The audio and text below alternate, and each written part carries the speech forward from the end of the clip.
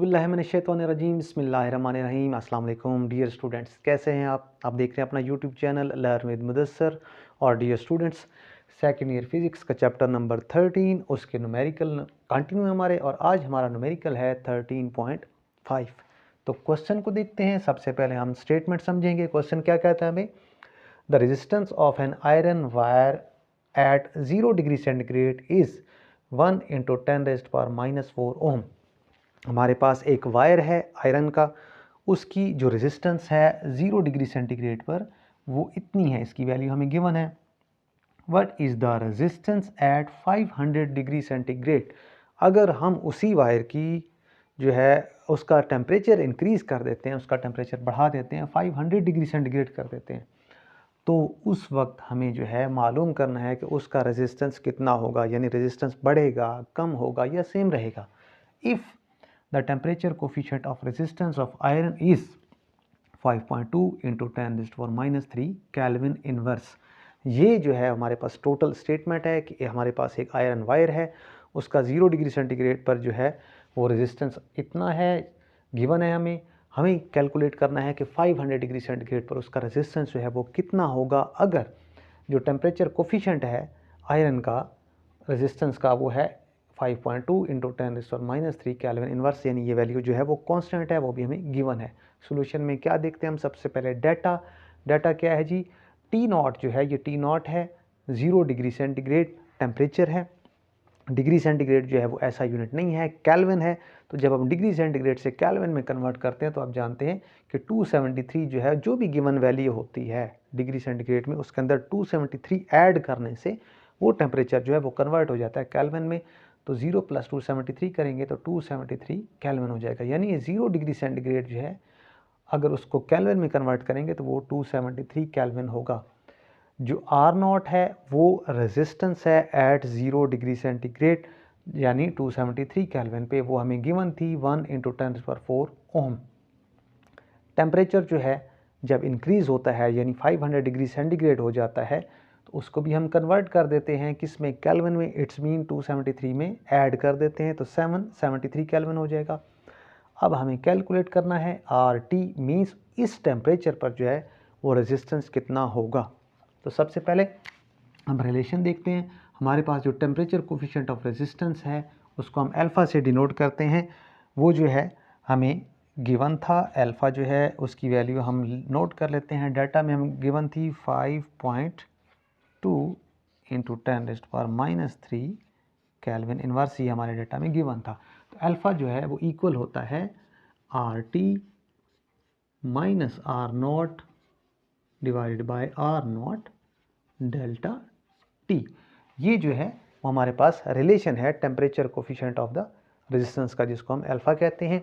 अब कैलकुलेट यहाँ से हमें करना है RT, तो हम मैथमेटिकल अरेंजमेंट पहले करेंगे। R0 डेल्टा T जो है वो अल्फ़ा के साथ मल्टीप्लाई होगा, तो ये हो जाएगा R0 अल्फ़ा डेल्टा T, ये यहाँ के मल्टीप्लाई होगा, तो यहाँ क्या रिमेन होगा जी, RT - R0।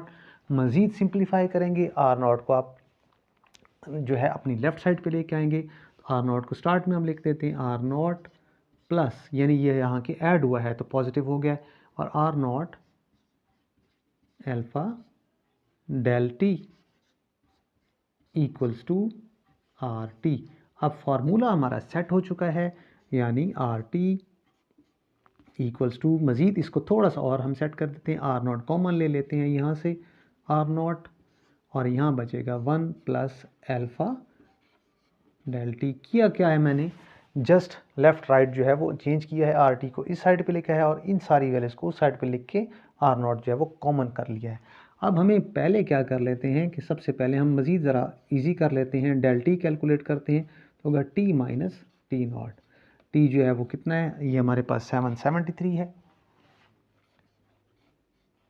माइनस 273 जो है केल्विन में कन्वर्ट करने के बाद हुआ था, तो ये हो जाएगा 500 केल्विन। ये हमारे पास डेल्टा की वैल्यू है जो हम पुट करेंगे।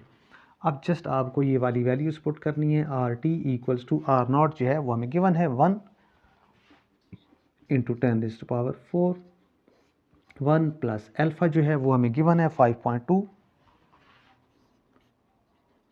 इंटू 10⁻³ और डेल टी जो है अभी हमने किया है 500। इन वैल्यूज़ को अब हम मैथमेटिकली सॉल्व करेंगे तो R T equals to 1 into 10⁻⁴ को वैसे रहने देंगे, 1 प्लस 5.2 को भी वैसे रहने देते हैं, और ये देखें 10⁻³ है, और अगर इस वैल्यू को आप देखें तो 5 × 10⁻² आप लिख सकते हैं, यानी ये आपके पास जो है वो मल्टीप्लाई होने के बाद जो है वो कितना बचेगा, 5 × 10⁻⁻1, जिसको आप मज़ीद क्या कह सकते हैं, R T equals to 1 × 10⁻⁴ 1 plus 5.2। अब 5 डिवाइडेड बाय 10 भी इसको आप बोल सकते हैं, जो कि बनता है 1/2। 1/2 मीन्स मल्टीप्लाई 0.5 हो जाएगा, यानी हाफ। 5 × 10⁻⁻1 मीन्स, मैंने इसको अलहदा से सिंप्लीफाई करके आपको बताया, 5 डिवाइड बाई 10 मीन्स 1/2। अब इसको आप मज़ीद देखें तो ये आर टी जो है वो आपके पास कितना बनता है, 1 × 10⁻⁴, और ये 1 प्लस इन दो वैल्यूज़ को मल्टीप्लाई करेंगे तो आपके पास आएगा 2.6 और 1 को ऐड करते हैं तो फाइनल आपके पास रिज़ल्ट आता है। देखिए ऐड करेंगे तो 3.6 बनेगा, 3.6 जब इसके साथ मल्टीप्लाई होगा तो वो 3.6 ही रहेगा, मल्टीप्लाई 10⁻⁴ ओहम। ये जो है वो रेजिस्टेंस है जब टेम्परेचर इंक्रीज़ हुआ है। तो यहाँ से एक चीज़ और भी आपको क्लियर हुई है, जो कि आप टॉपिक में पढ़ चुके हैं, कि कंडक्टर का टेम्परेचर इंक्रीज़ करने के साथ उसकी रेजिस्टेंस इंक्रीज़ होती है। ये आप इस कंसेप्ट से आगाह हैं। वो कैसे है ये देखें जी, जब हमारे पास 0 डिग्री सेंटीग्रेड था तो उस टाइम जो हमारे पास रेजिस्टेंस थी वो 1 × 10⁻⁴ थी, और टेम्परेचर इंक्रीज़ होने से वो वैल्यू 3.6 हो चुकी है। इट्स मीन टेम्परेचर बढ़ने के साथ जो है वो रेजिस्टेंस इंक्रीज़ हुई है। अब हमें आपको इस वीडियो के में कमेंट्स में एक आंसर करना है। वो आंसर क्या करना है, अभी मैंने आपको बताया कि टेम्परेचर बढ़ने से जो है वो रेजिस्टेंस कंडक्टर्स की इंक्रीज़ होती है।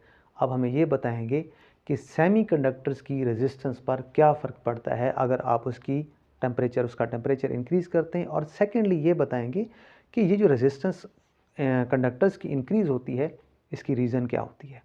तो डियर स्टूडेंट्स, ये था आज का न्यूमेरिकल नंबर 13.5। यकीनन आपको समझ आया होगा। हमारे चैनल को सब्सक्राइब कीजिए, हमारी वीडियोस को शेयर और लाइक कीजिए। इजाज़त चाहते हैं आपसे। अल्लाह हाफिज़। Thank you.